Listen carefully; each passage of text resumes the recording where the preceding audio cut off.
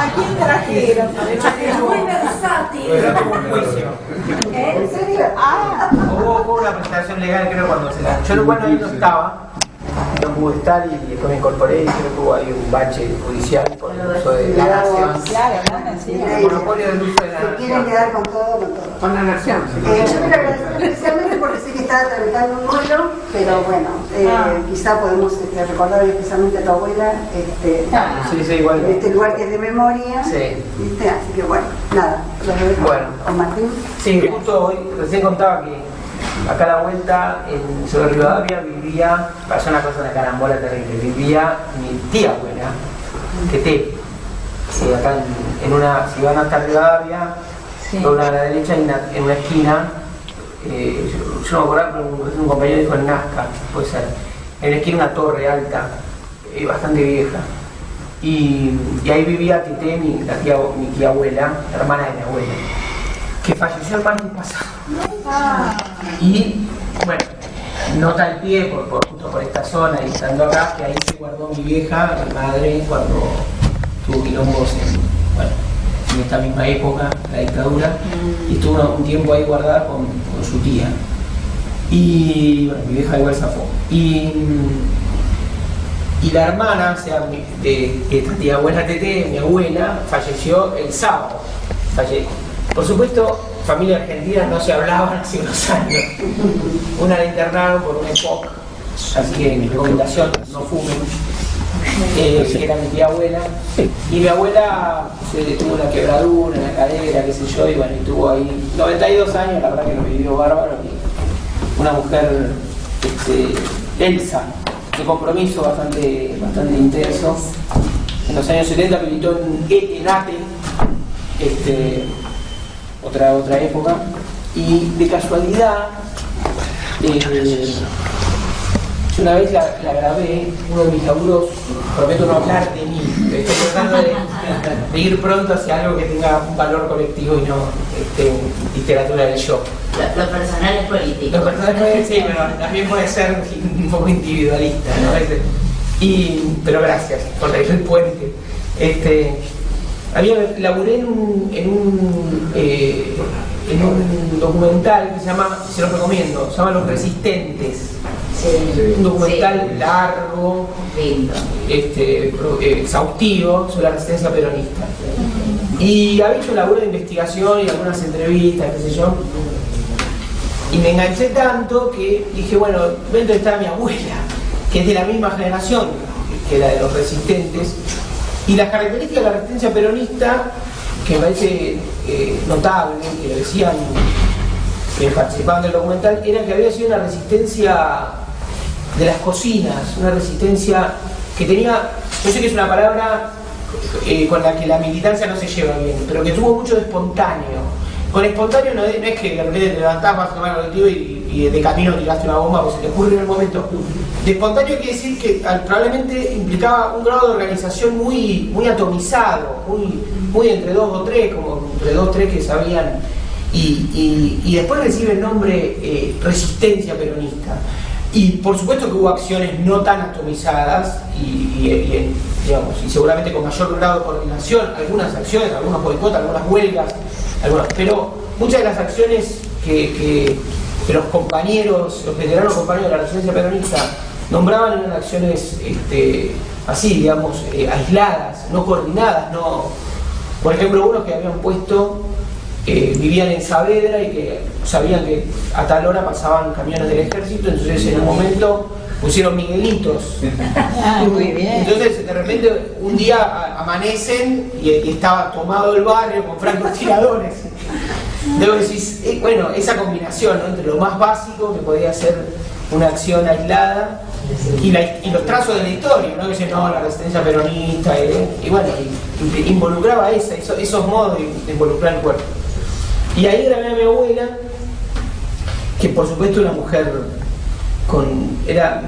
siempre pensaba, y tal vez ahora que no está, lo puedo decir, más que una vida interesante, era una persona interesante, porque los desplazamientos físicos y los protagonismos de mi abuela no habían sido muchos. Había estado en pocas, estuvo en ATE, era una mujer que se había dedicado, era una mujer humilde, se dedicó a criar a mi mamá y bueno, pero era una persona de mucho carácter y de mucha conversación. Entonces yo la recuerdo como una conversadora. Pero en uno de los cuentos, una de los relatos, y en eso era la gran narradora, era un poco imprecisa la fecha, entonces ella estaba trabajaba en los depósitos de Bungibón, donde había trabajado mi bisabuelo, haciendo como unos pedidos, no me acuerdo, voy a ser muy impreciso yo, pero trabajaba como una laburante en un depósito preparando unos aceites, unas cosas. Y un día la buscan los del sindicato, ¿sí? Estaban haciendo una convocatoria al sindicato para movilizarse. Y eso la incluye, ella plantea que va a ir, pero va a ir después, que estaba terminando de hacer su tarea, y se acopla a la movilización. Y llega a la plaza, y ese día es el 17 de octubre.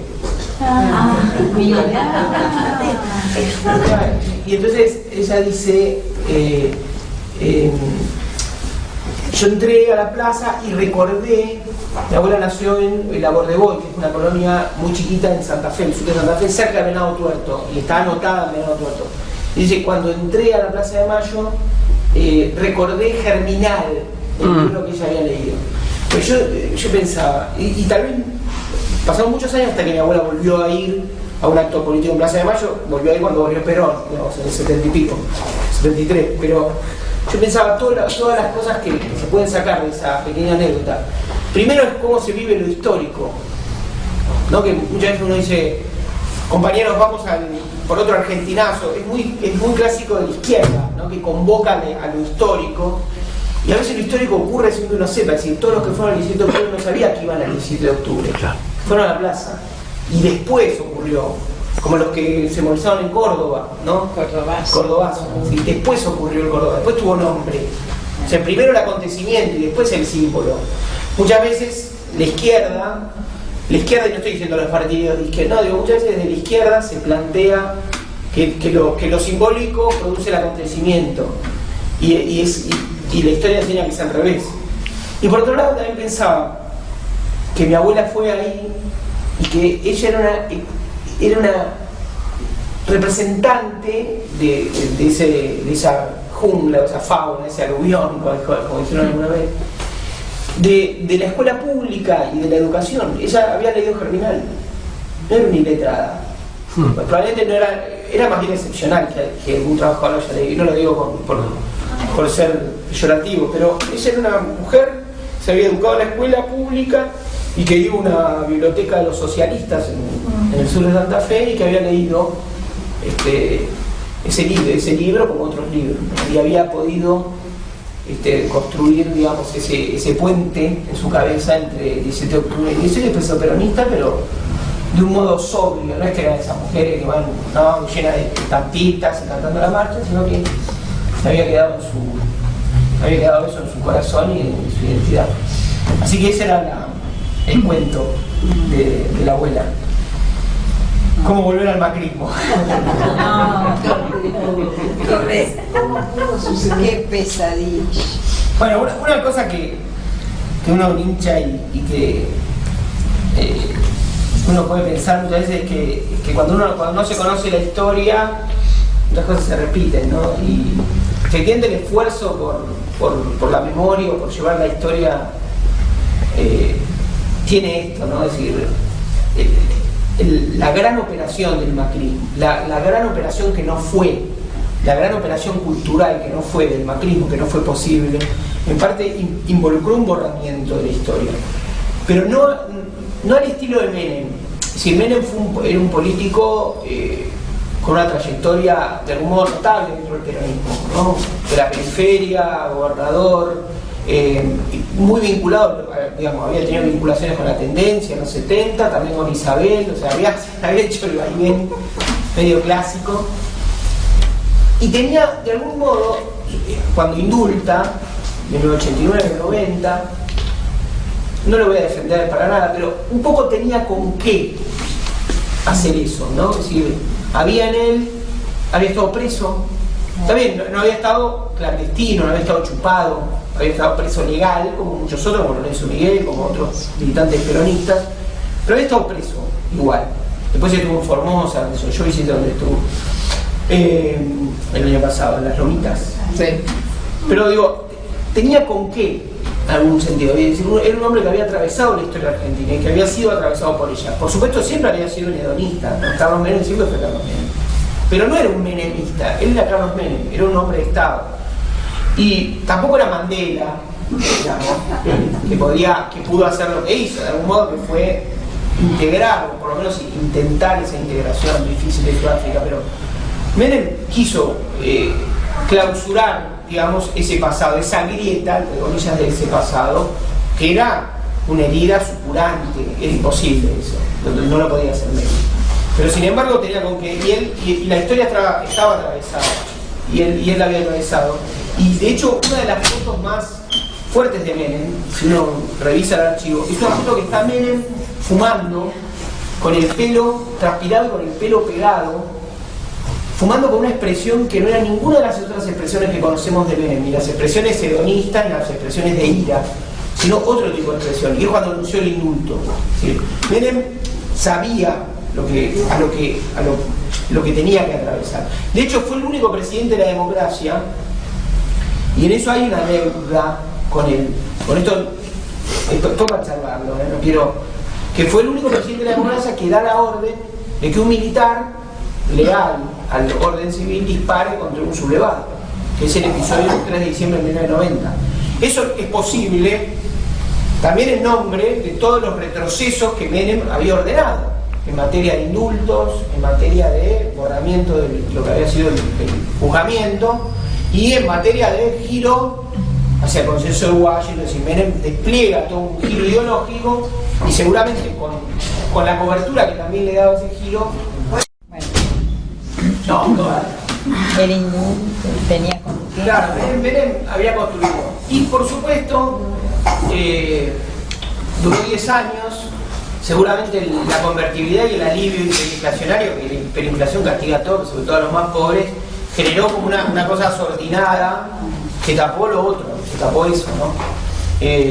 Estas comprensiones históricas que uno puede hacer de Menem, uno las puede hacer sabiendo que a lo mejor no era lo que cualquiera de nosotros pensaba en aquel momento y sabiendo, digo esta salvedad, que estaba bien pensar aquello en aquel momento, ¿no? Sí, la distancia histórica te permite matices que son imposibles durante, ¿no? Si uno hace esto y no es que en el momento, en 1990 aparecía por Plaza de Mayo y le decía hacer alguna fila, no, pero Menem tiene con qué. No iba eso, había que oponerse. Pero bueno, y con todo lo que pasó a lo largo de la historia uno puede ahora pensar eso. Lo digo para no suponer que hay una especie de reivindicación tardía de Menem que no viene al caso. Simplemente que la distancia histórica te permite ver eso. ¿Vos decís que es posible con la distancia histórica ver este momento? Bueno, eso es lo que acabo de ver. Todavía no tenemos distancia, así que sigamos puteándolos. Pero en algún punto los espejos de los 90 son interesantes. Y quiero seguir una línea más con Menem y también encontrar por qué para entrarle al macrismo que estamos esperando. Pero no pudo. ¿Sí? Menem el olvido no fue posible. ¿Sí? El olvido no fue posible. No. ¿Sí? Evidentemente, cuanto más se promovió desde el Estado el olvido, menos fue posible. La sociedad repuso el tema y se reponía en todos lados.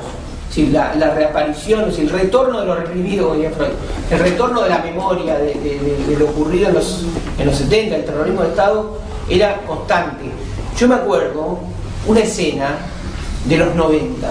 Yo miraba el programa Gente que Busca Gente, el programa de Franco Baniato. Sí. Bueno, Franco Baniato hacía un programa que era una historia, uno diría casi un mapa social de la Argentina, y sobre todo de los pobres, porque eran familias perdidas, no existía Facebook, hoy no sería posible, se llama Facebook, que es Gente que Busca Gente, pero no existían las redes sociales, entonces era que había un laburo de producción y seguramente de montaje, pero venía uno y decía: soy Martín, a mi hermano Emiliano lo perdí de vista hace 20 años, no sé qué, quiero saber de él, y bueno, y preguntaba.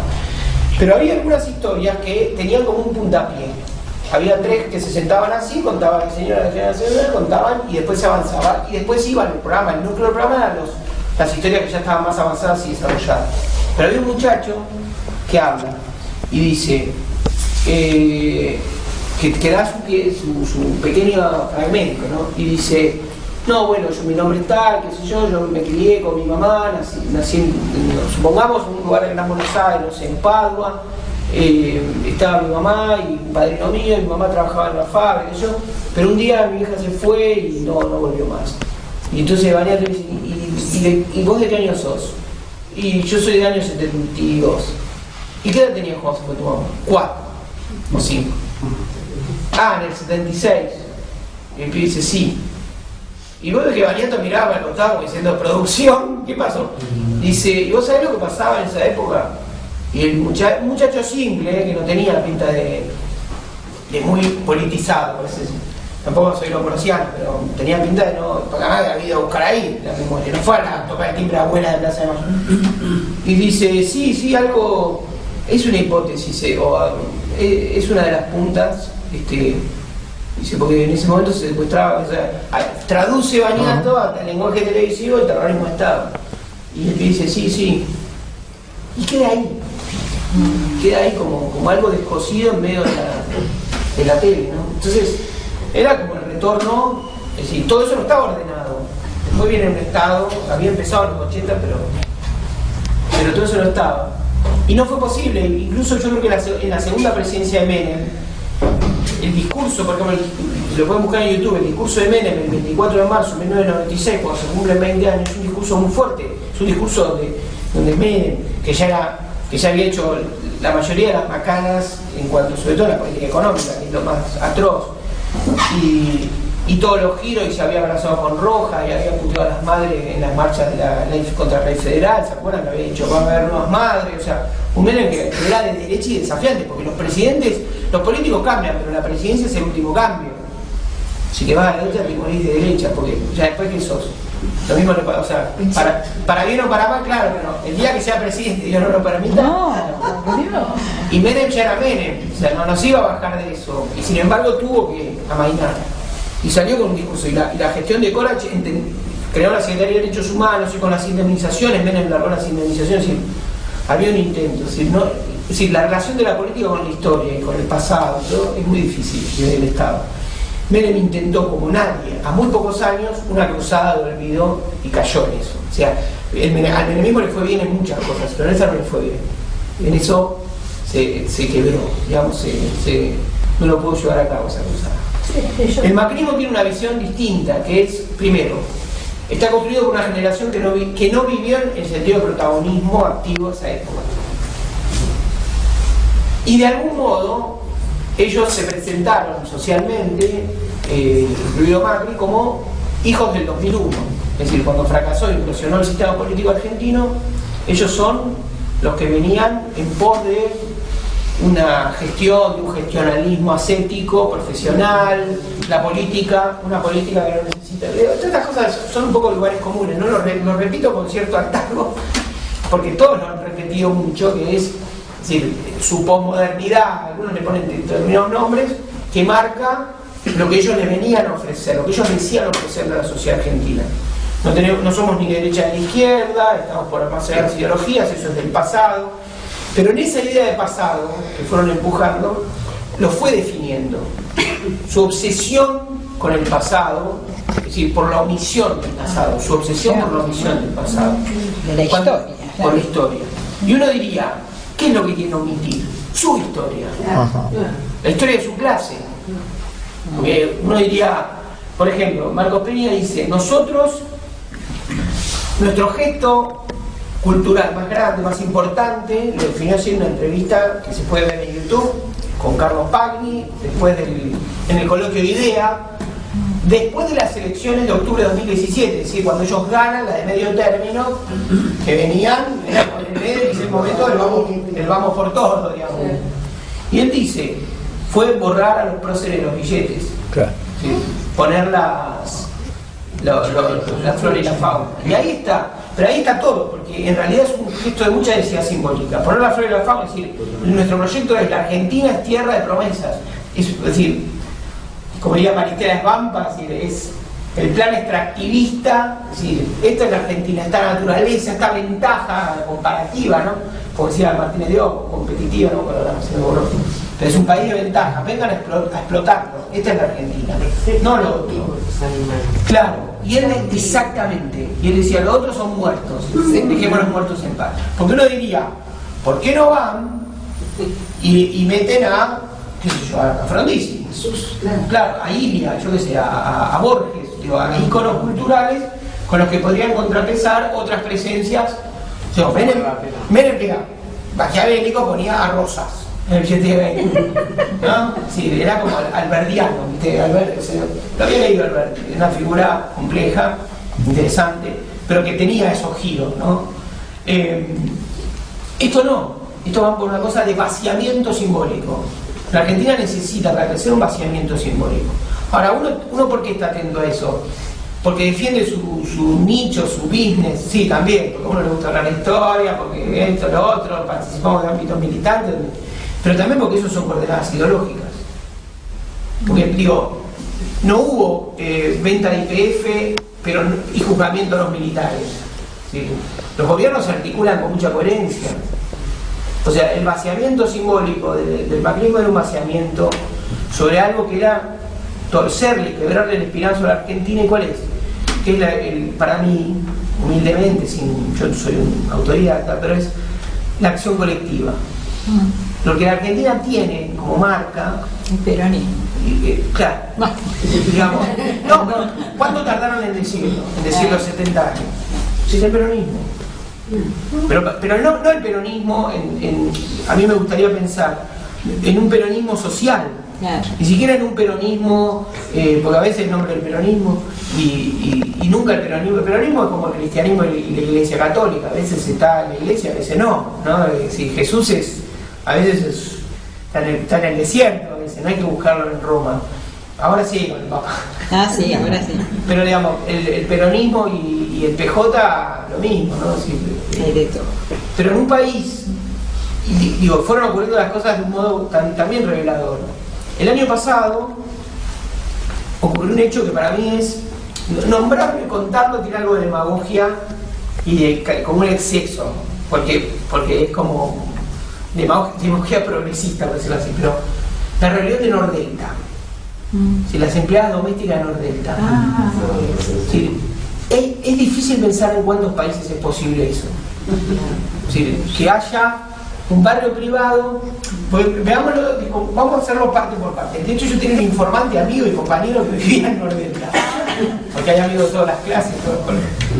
Y el conflicto es con una empresa privada que traslada a muchos de los ciudadanos que viven en Nordelta y que trabajan en la ciudad de Buenos Aires, que lo toman en distintos puntos. Es una empresa que presta ese servicio, tampoco un precio tan caro, un precio hasta diría razonable para lo que es el nivel de ingreso de la gente que vive en Nordelta, y ingresa al barrio y entra al barrio. Ese servicio también es utilizado, porque estos son los que vivían en Nordelta y van a trabajar afuera. ¿Qué pasa con los que viven afuera y van a trabajar adentro?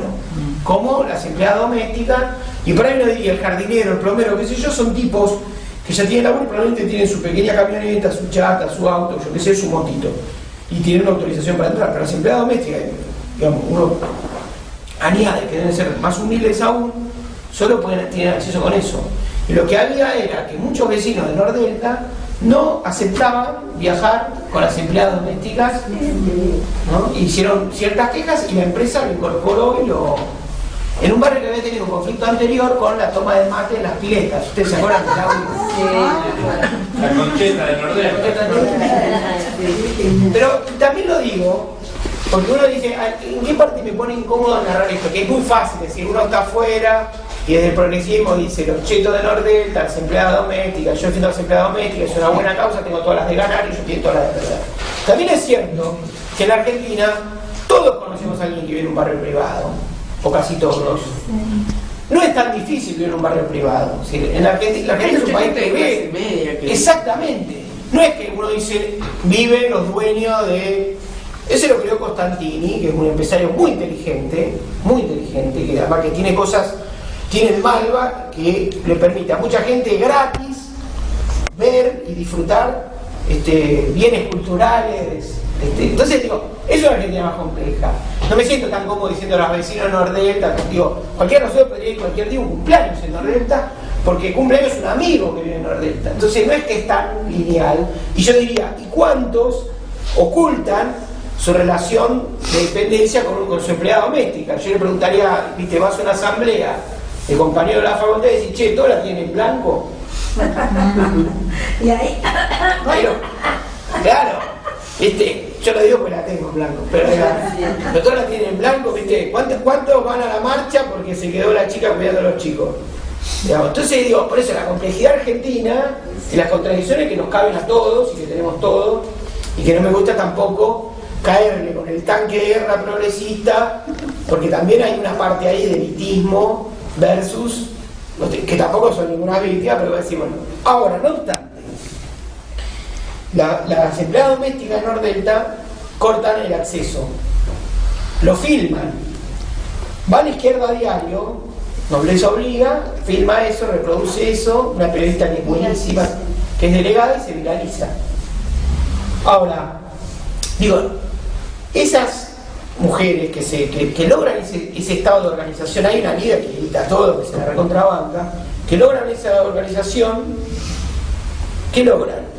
Que el barrio se abra y que el intendente, y que en el Consejo Deliberante, y que por unanimidad, incluso en los candidatos de Cambiemos no querían ni figurar, muchos vivían ahí, voten la apertura de una calle y el acceso de una línea de colectivo que está comprendida dentro del sistema de transporte público, digamos, por la que se paga, lo paga cualquiera. Ahora no sé los detalles de la implementación. Ahora, es una acción colectiva. Digo, eso solo es posible en Argentina. Y uno le pone peronismo porque no sabe qué nombre ponerle. Ahora, ahí actúa la memoria. ¿Pero por qué? Pero no actúa la memoria porque vino alguien y le enseñó quién es Rosa Parks, digamos, que era la... ¿Saben quién es Rosa Parks?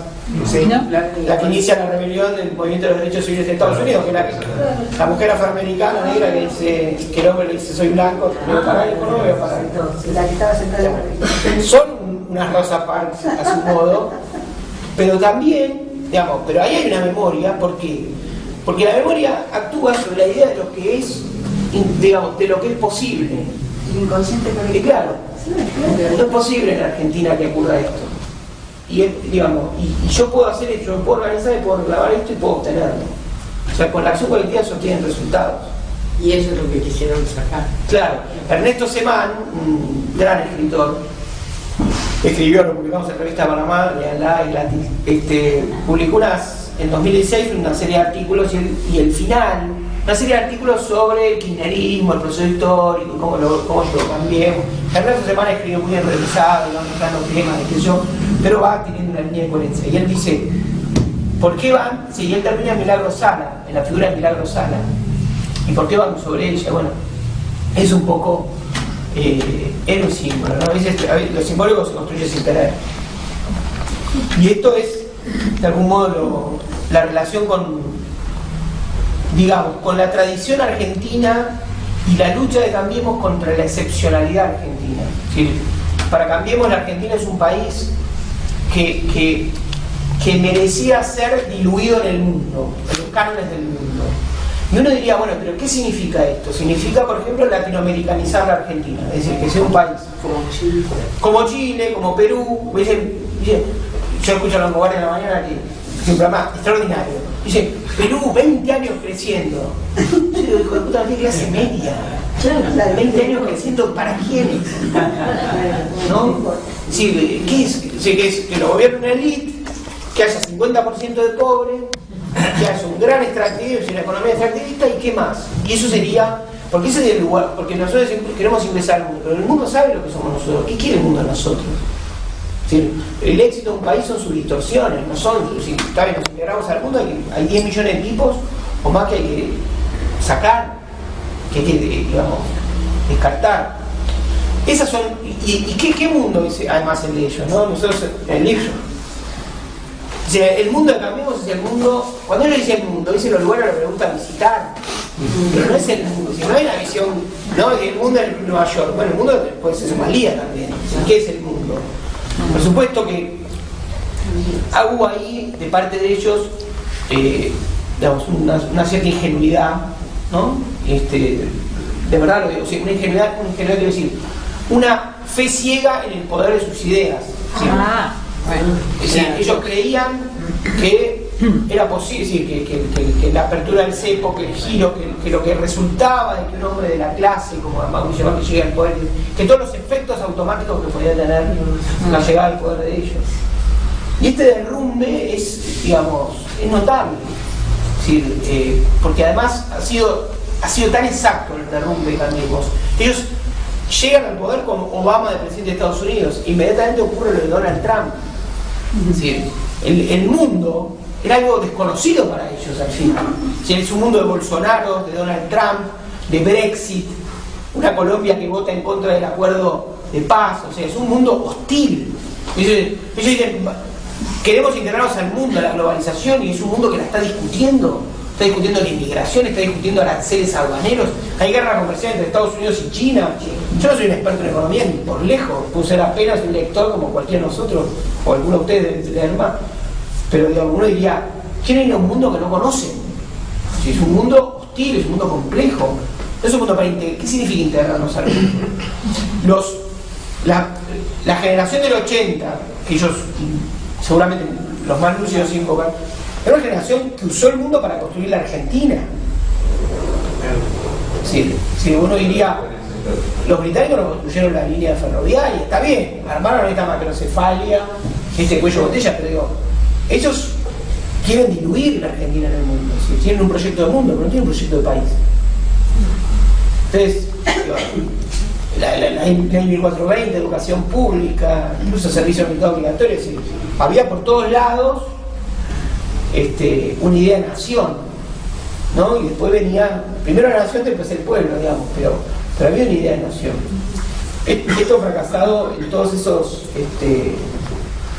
en todos los lugares donde ellos creyeron que tenían una visión estratégica, ¿no? Pero bueno, salgamos un poco, ¿no? Pero esa visión estratégica era idealizada por ellos, porque yo no creo ni siquiera que tenían idea de lo que era el mundo. El mundo. Yo creo que nadie tiene idea de lo que, o sea, a ciencia cierta de lo que es el mundo. Si el mundo es otear el horizonte, que es una experiencia sin paradigma, es ver. Hoy tuve una reunión con un español. Entonces decían, Podemos, hablaban de Podemos, el fracaso de Podemos, ¿no? Entonces decía, no, porque en Podemos estaban muy atentos a leer el fenómeno populista latinoamericano. Yo digo, está bien, pero también el regionalismo nuestro, yo digo para no ver solo los puntos ciegos de los otros, también el regionalismo nuestro ha sido un poco, o sea, muy fino, era una sobremesa de dictadures presidenciales, economías competitivas, no complementarias, construido en el boom de los commodities. Entonces yo digo, ¿Podemos quiere ser populista? Sí. ¿Y cuál es la soja? Populismo quiero ser.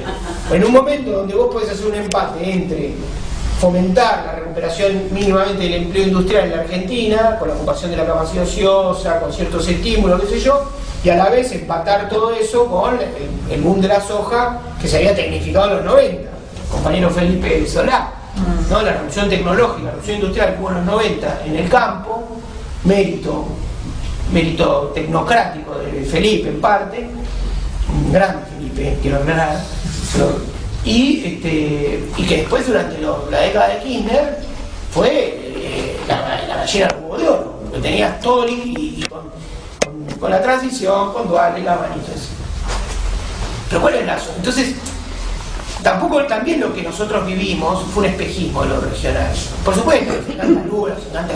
Digo, por ejemplo, Evo Morales, un atentísimo cuidador de la macroeconomía, elogiado por Juan Liach, Evo Morales, en vivo, en el encuentro del Vaticano, donde Juan Liach se paró para decirle que eran muchos los que admiraban la macroeconomía boliviana, un país sin deuda, o que se endeuda con las tasas bajísimas. Te quiero hacer una pregunta. Vos, esto que planteás como fracaso, ¿no? En esa construcción del sentido del macrismo. Sí. ¿Tiene, digamos, su base en lo económico fundamentalmente? ¿O vos crees que si hubieran tenido mayor cuidado con lo económico, igual fracasaban, por lo menos en el término de estos 4 años, digo, ¿no? En algún momento yo creo que se termina fracasando porque es insostenible, y por esto que decís de la construcción de la memoria sigue siendo algo activo en la sociedad. Absolutamente. Yo te diría, ¿hay algo que no sea lo económico en el macrismo? Me pregunta. Por supuesto que sí, me diría sí. No, seguro. Pero digamos, lo de ellos era un proyecto económico. Ahora, la novedad de ellos era, uno diría que eran un proyecto liberal que entre la sangre y el tiempo elegía el tiempo. Por eso se llamaba gradualismo. Es decir, era a mi juicio es el primer proyecto político en democracia que no es un proyecto de mayorías. Que no se autopercibe, como dicen ahora, un proyecto de mayoría. ¿Sí? Lo del macrismo es una suerte de tacticismo electoral. Es decir, es mayoría para ganar y repliegue sobre nuestra minoría. ¿Cuándo existe el macrismo? ¿De dónde nace el macrismo? Además, del 2008. Del 2008. Si uno hace la genealogía del macrismo, una genealogía corta, agarremos el mapa del conflicto del campo. ¿Dónde ocurre? En la zona de agronegocios, ¿sí? ¿No? En Argentina, verde. Sí. Y que era, yo me acuerdo, vivía en Parque Patricio y Caseros La Roja, había gente caceroneando. Sí. Pero hermano, no vi que usino bolsa en tu vida, hijo de puta, no, iban por el no. Claro, no saben ni lo que era. Está bien, yo tampoco, digamos. Uno no. Y es una carencia, porque si vos sos un militante político, no sabes lo que es como vivir en Venezuela, no sabes lo que es el petróleo. Hicimos un curso acelerado en ese momento. Absolutamente, sí. Absolutamente, pero todo salió mal. Llamamos oligarquía una cosa que era a una estructura económica que era mucho más compleja, moderna, transnacionalizada, ¿no? O sea, nadie entendía un pito de lo que era la estructura rural. Nos habíamos quedado cuando usábamos Jaureche para discutir con una Hilux, ¿viste? Pero bueno. Ahora, el punto para mí es que ahí nace, diríamos, el pueblo macrista, que se expresa en qué? Se expresa en sáquenme el Estado de encima. Es una especie de alianza de clases entre las capas medias urbanas y la economía verde. Sáquenme el Estado de encima, yo sostengo a los piqueteros, yo sostengo a los planes, ¿no? Nadie me regaló nada, la meritocracia, está todo ahí. Vos agarras una marcha del 2008, que haces un random de esa marcha y decís, acá está toda la genética que organiza el macrismo políticamente. Toda, entera. Digamos. Entonces, uno sabe que ellos se van porque eso no tiene un proyecto de nación. Si eso es una parte de la Argentina, una parte ineludible, una parte que nos obliga a una gran creatividad política para saber cómo convivir, una parte que es la Argentina también, pero que no tiene un proyecto para la Argentina. Si nosotros tomamos, la Argentina es el pueblo, son unos 40 millones de tipos y tipas, ¿no? Que somos. Entonces, ahora, ellos no tuvieron ese proyecto y no lo tienen. ¿Y qué hacen? Hay una especie de fulbito retórico más superestructural, que eso se llama Jaime Durán Barba, que juega otra cosa, que es, mientras los intereses que defiende el macrismo son los intereses, digamos, de los agronegocios, en otro orden. Y de la timba, ¿no? Porque, bueno, digamos, la financiera. Claro. Sí, la timba financiera, que además fue porque el único modo de meter un dólar en la Argentina es uno que se va, que entra y sale. O sea, digamos, al final, el Fondo Monetario, si ustedes vieron, ¿no? Ese gráfico de deuda y fuga, es lo mismo. Sí, la deuda se volvió la fuga. Sí, ni entraba el dinero, ¿para qué iba a entrar si tenía que salir, digamos? El dinero físicamente. Quiero preguntar algo antes que sigas avanzando. Hablaste de la derrota, digamos, de la propuesta macrista, pero ¿no es de alguna manera un triunfo de profundizar la grieta, o sea, todo ese pueblo macrista que ya estaba, ¿no? La derecha siempre sacó un porcentaje, digamos, no está como, no sé, como que se profundizó ese pensamiento, eso, digamos, se puede modificar. ¿Cómo lo pensás eso? A ver, ¿no? Ese pueblo macrista estaba dentro de esta caracterización, digamos que era en 2001, todo el mundo de acuerdo y puteando a la clase política. 7 años después, que para mí es un salto de calidad, en la democracia argentina, 7 años después eran 2 plazas, no una, 2, puteándose entre ellas, discutiendo una política fiscal. O sea, del que se vayan todos, gente con la Constitución en la mano, a esa discusión hay un salto de calidad. En el medio ocurrió el kirchnerismo, en el medio ocurrió Kirchner, ocurrieron cosas. En 2002, cuando Dualde mete las retenciones para poner la plata para dar jefes y jefas, nadie se acuerda, pero en agosto de 2002 hubo una inauguración de la sociedad rural a la que Dualde no asistió. Y que fue tremenda, fue una especie de semilla del 2008. Fue el pobre secretario de Agricultura, el compañero del Pech. Yo lo conozco del Pech porque es el hermano de la mujer de Weinfeld. Sí. Y se bancó una silbatina de aquellas. Y el hermano un hermano del Pech está desaparecido, de Montonero.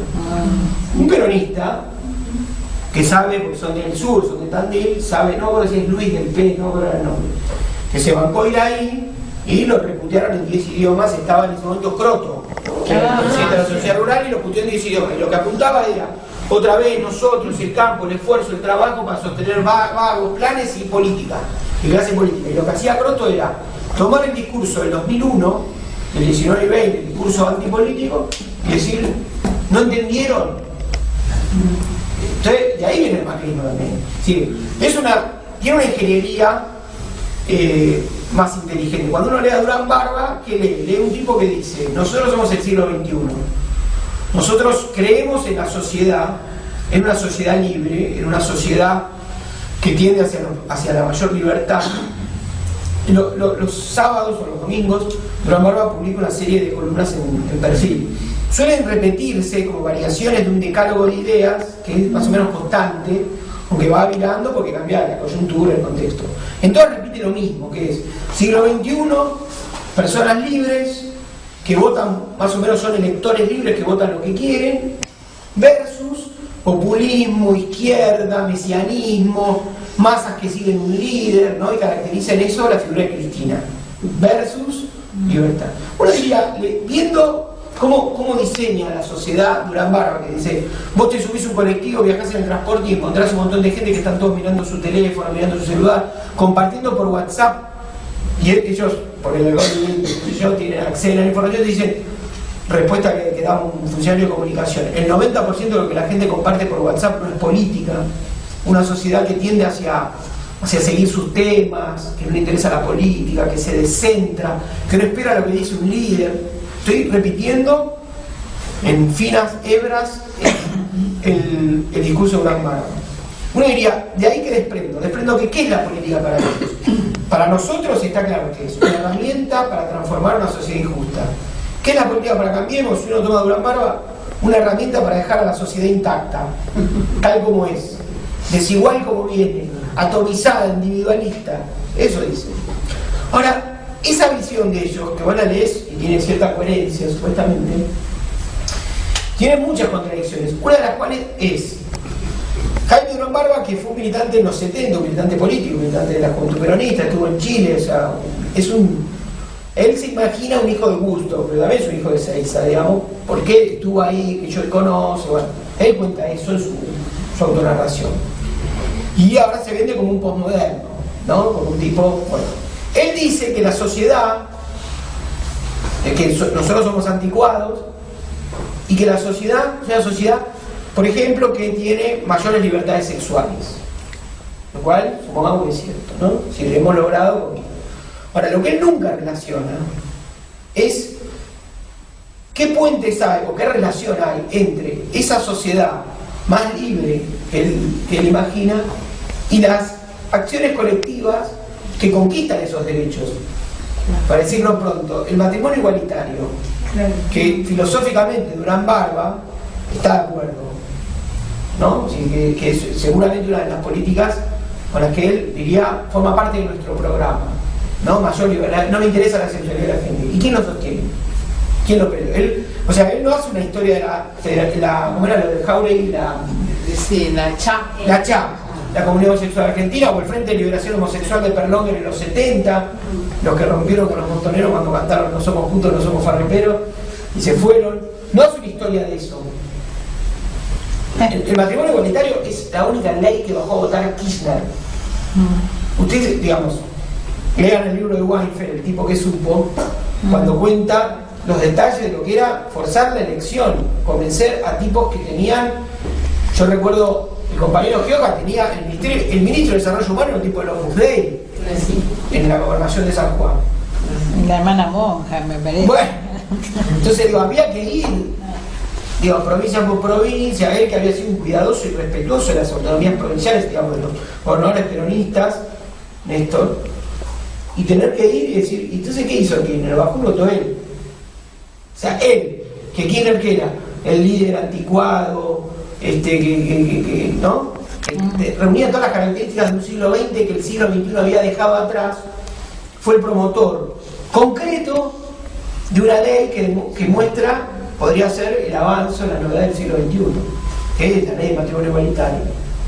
Entonces, estas son las cosas que uno dice, no hay un proyecto. Entonces, políticamente son un blef, respondiendo a la compañera, y el proyecto económico y su programa económico es lo que los hizo derrumbarse, ¿no? Implosionar.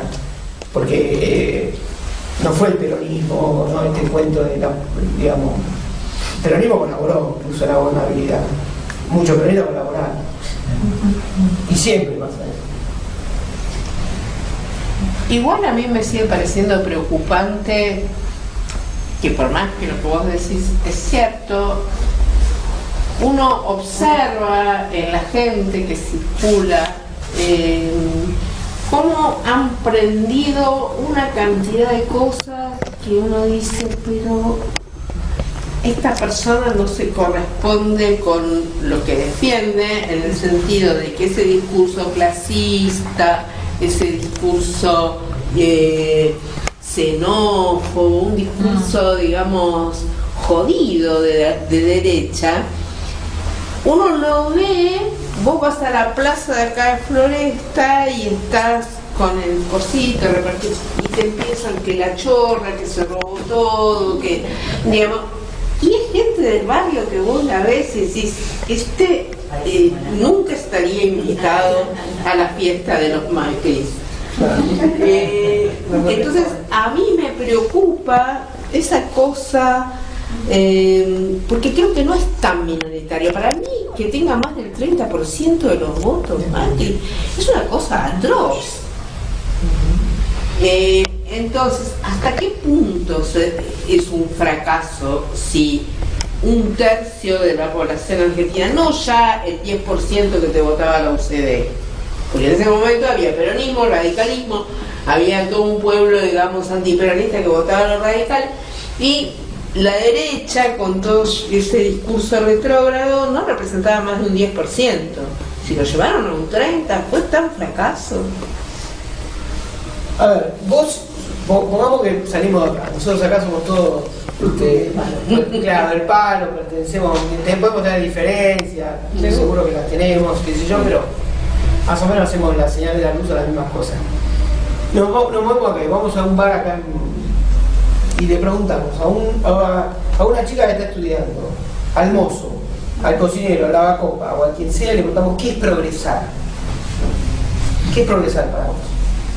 ¿Qué quiere? Y seguramente te va a decir, progresar es mandar, si son padres o madres, mandar a mi hijo al mejor colegio, o sea, seguramente pagar privado, tener una prepaga, claro. poder ser socio del hospital italiano, tener un auto, no, tener un empleo. Mucha gente dice, viste, la imagen del que vive el Estado. Es decir, uno diría, ¿qué es progresar? 2 puntos, privatizar mi vida. ¿No? Y en eso sería unánime. Y eso, que dicen eso, sin lo otro, lo que os marcaba, que está muy bien, pero sin muchos, frente a todos, vienen votitos a Alberto. O sea, yo creo que la pregunta es, y yo valoro lo que ocurrió el 18 de mayo de este año, que fue con Cristina decidió lo de Alberto. Yo creo que lo que se agotó era la grieta, es decir, esa especie de guerra en espejo entre el Panama Papers y el 2 PBI enterrado, ¿no? Es decir, esa lucha medio de minorías que no tenía la capacidad creativa que había tenido el kirchnerismo en su momento más virtuoso, por ejemplo, que era contener, y es lo más difícil para nosotros, porque cuando uno dice unidad hasta que duela, no es solamente unidad hasta que duela el ejercicio que tienen que hacer, supongamos ahora Cristina porque Florencio Randazzo se incorpora a la campaña, ¿no? O Massa porque viene Kicillof a la provincia, ¿no? Eso es lo que duele, lo que nos duele entre nosotros, es bancarnos, ¿no? Es decir, porque también lo que hay que decirle es, Macri habla tu idioma, pero te caga. Sí, él también dice que progresar es eso, pero no te deja ni eso. El macrismo, porque una de las cuestiones de la Argentina, que adaptada al siglo XXI, y que creo que es lo que tenemos a prueba todos, y que Menem lo entendía en algún punto, es que en la Argentina traducimos, o sea, ellos se pelean con el gen argentino, dicen 70 años, por eso a veces digo, es el peronismo, pero es algo más que el peronismo. Es el peronismo y es ciertas tradiciones argentinas. Por ejemplo, la tradición solidaria de la Argentina, que es tan fuerte, es decir, abuelos o bisabuelos que vienen y forman una sociedad de socorro mutuo. Sí, Juan Gar pasó a ser ni habla, un enemigo, un santo. Pero el otro punto es que la gente traduce como derecho las cosas. Y quiero decir con esto, en la Argentina creemos que tenemos derecho al consumo. Sí, por supuesto. Entonces, esa sociedad consumista, ellos le hablan el mismo idioma, le tocan la canción que les gusta. Sí. Ahora, ¿qué le dieron? Sacaron las 12 cuotas. Sí.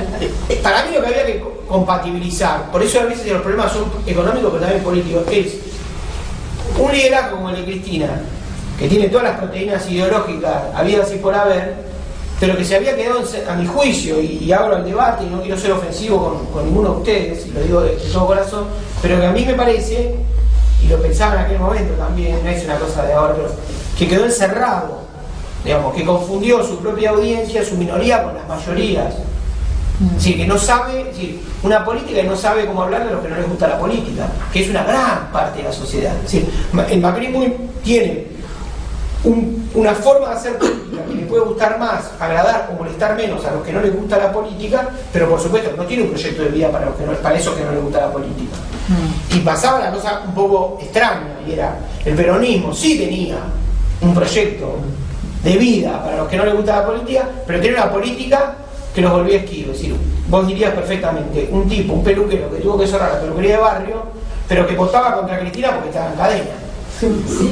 Ahora, pero esa incompatibilidad forma parte de la complejidad humana. ¿Cómo hay que resolverla? Hay que resolverla de las dos formas. Hay que hablar con el peluquero, hay que cortar un poquito las cadenas, ¿no?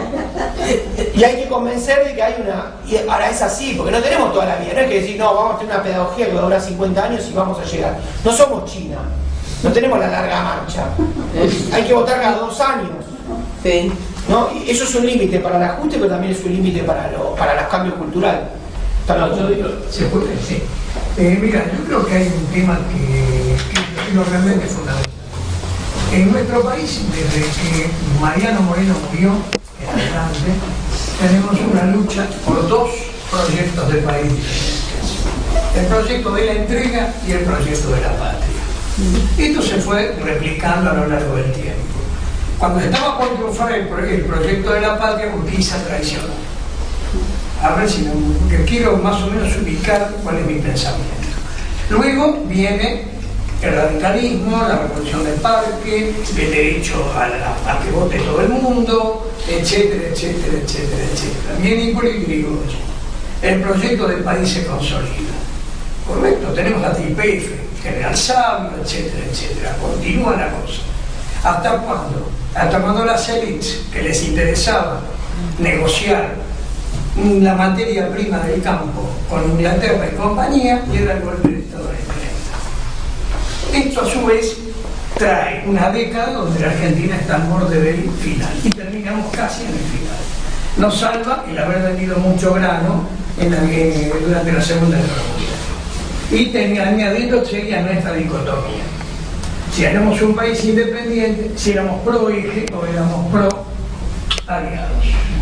Termina la guerra, ¿correcto? Aparecen los primeros problemas. El famoso verso del oro que estaba archivado en el Banco Central, que fue un bolazo por supuesto, y los ingleses que cubren la deuda que tenían con nosotros con fierro viejo, con los Gloucester Meteor, por ejemplo, ¿no? Con un parte de los ferrocarriles, etcétera, etcétera, etcétera. Luego viene el general Perón. ¿Por qué? Porque él tenía un proyecto nacional. Y un proyecto nacional independiente de los dos proyectos que estaban en ese momento a nivel mundial. Que era el comunismo y el capitalismo tradicional inglés. Luego de esto intenta llevar adelante cosas. Lo consigue dentro de nuestro país. ¿Por qué? Y simplemente porque le da estatus de personas a quienes eran simplemente esclavos. Vamos a hablar las cosas como son, porque si no estamos pillando fuera el tacho. ¿Qué pasa con esto? La gente genera el 17 de octubre cuando lo quieren enganar y cuando lo quieren sacar. ¿Entendés por qué? Porque estaban defendiendo su derecho básico. Los tipos se sintieron personas por primera vez en su vida. Iban a jugar la vida para sacar ese tipo de la isla Martín. Los milicos y los grandes fachos, la gran oligarquía no son boludos. Entonces, muchachos, paremos porque hacen un despelote de grados que encima está Revita dando vueltas por atrás. Correcto, entonces, ¿cuál es el punto? Traerlo de Martín García porque esto es un quilombo. Y ahí empieza el peronismo. Pero pasa algo que yo sospecho que tal vez pueda pasar con María Alberto.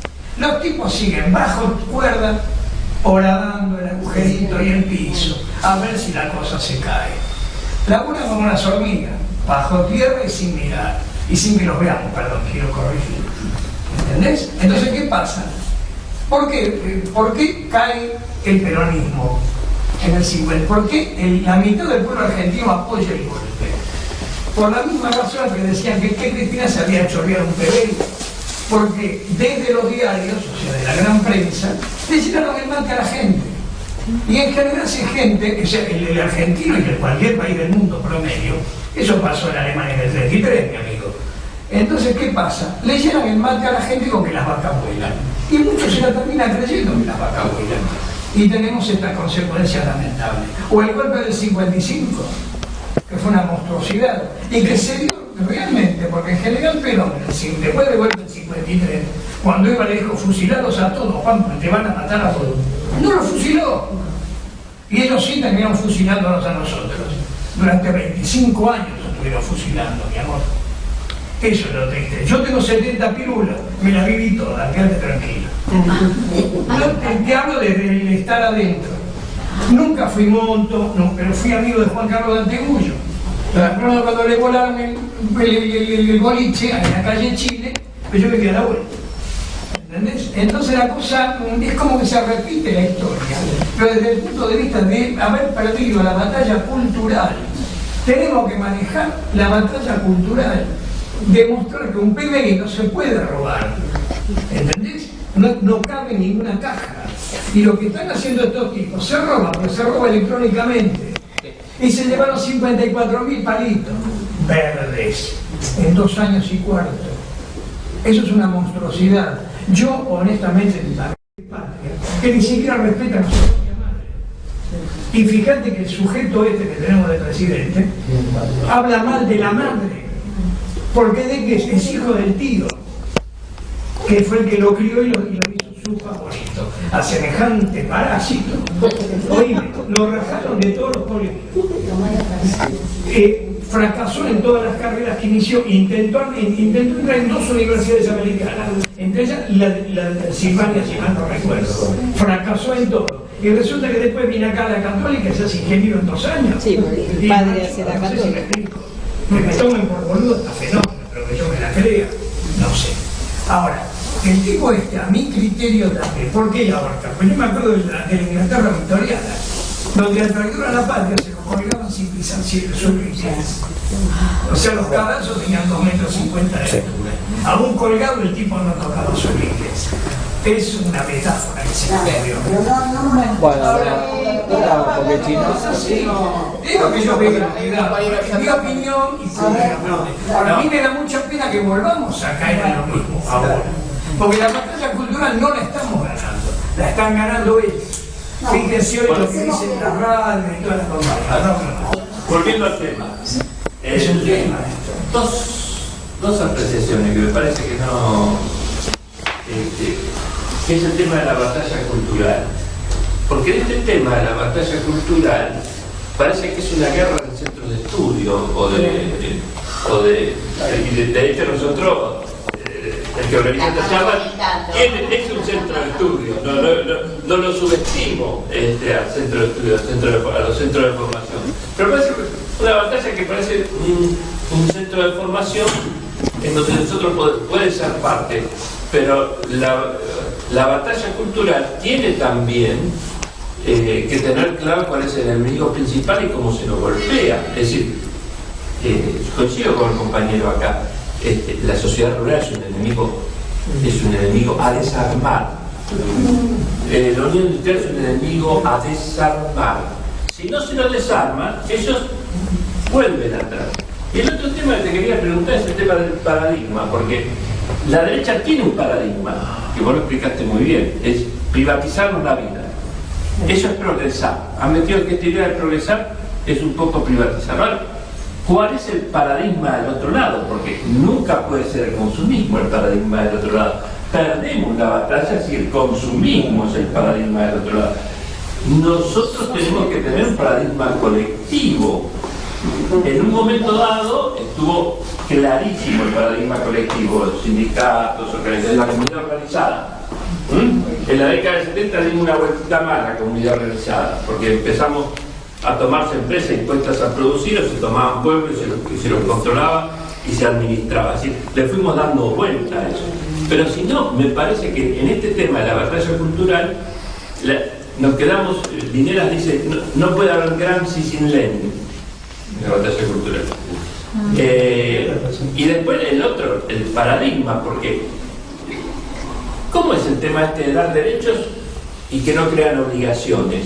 Que uno usufructúa el derecho y eso no le crea obligación. Hay algo que estamos en el proyecto político a enfrentar con la derecha, que no tenemos la herramienta, no tenemos el centro. Esa es mi preocupación. Mirá, hay un libro ahora que escribió un ensayista inglés, ese marxista, se llama Mark Fisher, se llama Realismo Capitalista, ¿no? Y el libro se organiza en torno a una frase que no es de él, sino de otro, que se llama Jameson. El libro se llama Realismo Capitalista. Es un libro trágico, tan trágico que el autor se suicidó, literalmente.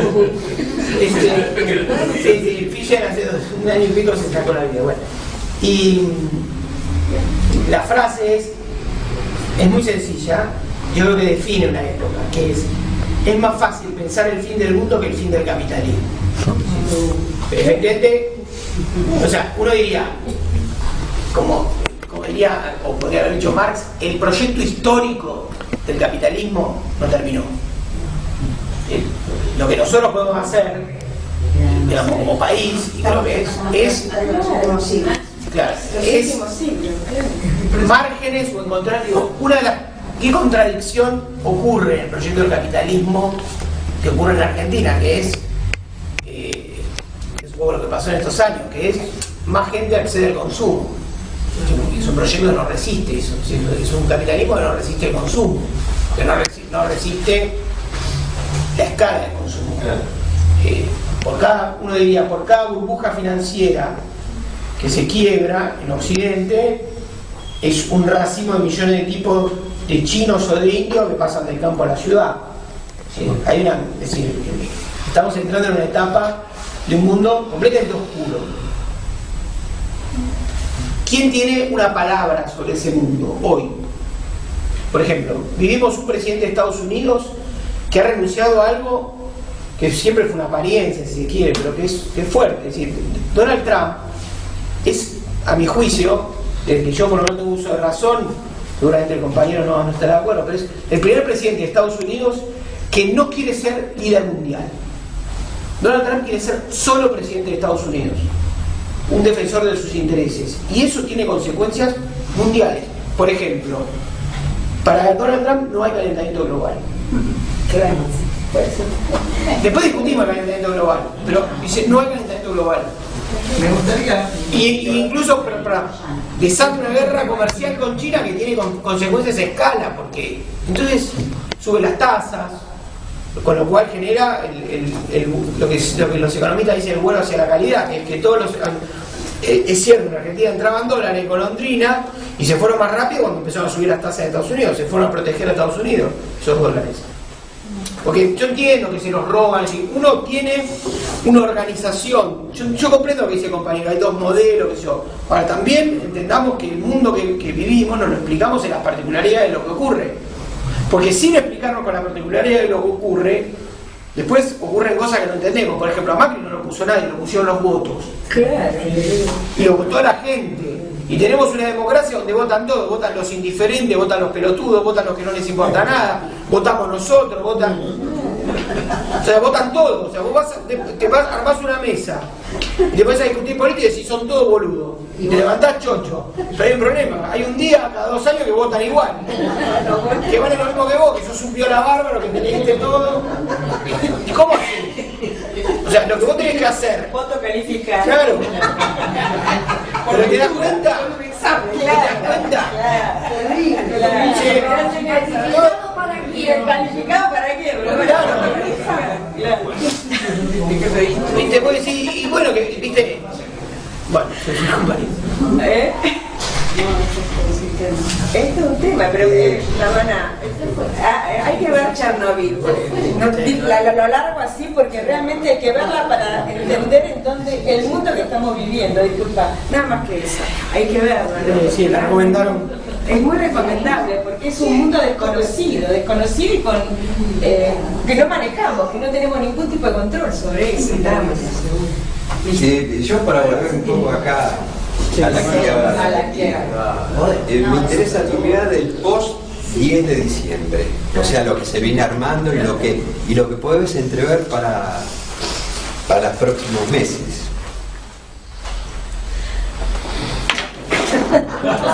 No, depende con quién hables. Mira, yo organizo esta respuesta, imagínate, estoy hablando con un conjunto de militantes políticos. Hay que administrar la expectativa. Es decir, no hay un pozo que no conocemos donde están los dólares que nos faltan. Hay que administrar la expectativa. O sea, una cosa que uno le recomendaría a Alberto es: el macrismo generó una ilusión, ¿no? Es cierto, una ilusión que no pudo sostener, y tal vez su proyecto, que es un proyecto bastante sacrificial para la sociedad argentina, podría haber sido sostenido con mayor sinceridad por parte de ellos. Muchas veces le dicen, tuvimos una herencia difícil, un país con el país del 2015, que yo comparto lo que dice Alberto Fernández, dice, era un país con problemas, no un país sin crisis, pero un país con problemas incluso complejos, no era sencillo, pero ellos se volcaron directamente a la idea de que no había que a veces la comunicación a ellos los empiojan. Eso que es su virtud también es su defecto. No hay que dar malas noticias. Entonces, cuando vinieron las malas noticias no sabían cómo darlas. Entonces era un despelote. Lo que hay que hacer, la tarea militante es una tarea, yo creo que de no volverse el vehículo de una ilusión falsa. O sea, hay que administrar la expectativa y hacer una especie de docencia. Porque es verdad, no hay voto calificado y todos valemos lo mismo, y la democracia es eso, y la plaza es eso. A mí no me gusta cuando van a la plaza ellos, digamos, y aparecen los... a mí no me gusta, y para algunos les gusta y los respeto, pero aparecen, viste, tipo Rechimus y eso, grabando a la plaza y ridiculizándolos, y después dice, no, porque los negros vienen y tienen hijos para no sé, viste, y aparece toda esa fraseología clásica. Toqué un poco. Claro, y los exponen en la red. No, pero eso no fue Rechimusi. No, tipo Rechimusi. No, ya... fue tipo, no, lo que dicen ellas de toqué un pobre, eso fue en serio. Sí, ya sé. No, pero digo, saquemos Rechimusi porque es el que hace humor, pero sí, pero esos que van, había otro que conozco, Adrián, un pibe, vos lo ves, un pibe encantado, pero que hace esa especie de notero falso, que en realidad busca, viste, y donde encuentra, a mí que por mí que lo hagan, todo es democrático, ¿viste? Que hagan, que la mina diga lo que quiera, que el otro la ridiculice, lo que sea. Después pasa lo mismo al revés también. Horacio González dice media cosa y lo vuelve loco. ¿Viste? Horacio González, que no fue guerrillero en los 70 y que mete un matiz, lo volvieron loco. Pero, digo, bueno, la plaza es de todos, también es de esos, ¿no? Digamos, y todo. Ahora, la militancia debería como ir hacia esa, hacia cultivar la paciencia democrática que va a haber que tener para ir resolviendo, y sobre todo porque está muy cerca el kirchnerismo y está, es decir, uno diría que sobre todo para militantes que uno conoce, no quieras revivir lo que eran tus beneficios como si fueran los derechos que vienen. Si las prioridades son, ¿viste? No tiene que volver fútbol para todos, tiene que volver a haber comida para la gente. ¿Sí? Digo, que sea una docencia de las prioridades esenciales. Sí, exacto. 10 años. Entonces hay que hacer ese trabajo y imaginar que va a ser, que se va a atravesar momentos muy, muy difíciles. Yo hablaba que a mí mi pregunta iba desde la perspectiva del gobierno, no de la nuestra. O sea, ¿qué margen de acción tiene? ¿Cómo lo ves a ver qué camino va a dar? Claro que... No, a ver, se necesita un triunfo muy contundente, ojalá que sea un 50 y largo. Se necesita una alianza con los gobernadores y se necesita una alianza que tenga, una coalición de gobierno que tenga densidad y que admita contradicciones, ¿no? Dicho mal y pronto. Es decir, la pureza ideológica, que fue un poco la marca 2011, qué sé yo, no sirve. Los momentos más virtuosos del peronismo son con la contradicción adentro. Y con esto quiero decir, se va a hacer una negociación con el Fondo Monetario Internacional. Hay que ir por... Cuando todos dicen, ahora están diciendo, no, porque Alberto es un moderado de la moderación. No, para mí la palabra es acumulación. ¿Sí? Hay que acumular políticamente. Exacto. Entonces, con Mansur, con Uniac, con Melconian, con Randón, Massa, mucha vaselina, mucha. con todo. Metés con todo, pero digo, tiene que ir la Armada Brancaleone a negociar con el fondo. Tiene que ir con la Argentina con todo lo que somos, ir a negociar. Porque además, yo creo que... Y 1 millón de tipos en la puerta. Exacto. Votos, movilización, paciencia, docencia, o sea, son muchas tareas simultáneas a muchos niveles, pero creo que es lo que tiene que haber. Porque el fondo también, digamos, el macrismo era, si bien todos decimos, como diría el compañero que se retiró, el proyecto del patio, qué sé yo, pero de verdad que para el mundo, vos podés promover el olvido, pero el mundo no se olvida de quién sos. Si el mundo no se olvidó que era la Argentina, en cualquier conversación con el fondo, con el técnico, hubieran dicho, por eso Macri puso a Pichetto. ¿Y qué pasa con el peronismo? El mundo te pregunta por el peronismo. Vos decís, el peronismo es el fracaso, es el pasado, pero el mundo, ¿no? ¿Y el peronismo? ¿Qué hace el peronismo? ¿Qué piensa el peronismo? ¿Acompaña el peronismo? ¿Quién está? Macri dijo, sí, acá lo tenemos. Tenemos al Frank Underwood del peronismo. Bueno. Entonces yo creo que, y además hay algo muy particular y muy especial con estos cierres, que es que en un mundo así, en un mundo de olas, en un mundo de atentados terroristas inesperados, en un mundo de Trump, de Bolsonaro, de guerras comerciales, la Argentina enfrenta su crisis apelando a recursos clásicos, a un político sensato y a un partido político histórico. Y a un líder. Digo, no trae cosas, digo, ¿no? Si dice Alberto Fernández, que todos conocen, y es el peronismo. ¿No? Entonces Argentina va hacia adentro a buscar la solución y la política también la va a buscar adentro, por más que haya figuras, novedades, recambios, todo lo del Andes está bueno, digo, pero entonces eso es interesante lo que hicimos como movimiento. Siempre somos un poco a contrapelo y la Argentina es a contrapelo, no fuimos a un outsider, ¿no? En este mundo complejo en términos políticos hay un cierto repliegue sobre lo seguro. Es distinto a los giros que están haciendo los demás países para atravesar esta época, ¿no? Y eso a mí me entusiasma. Bueno.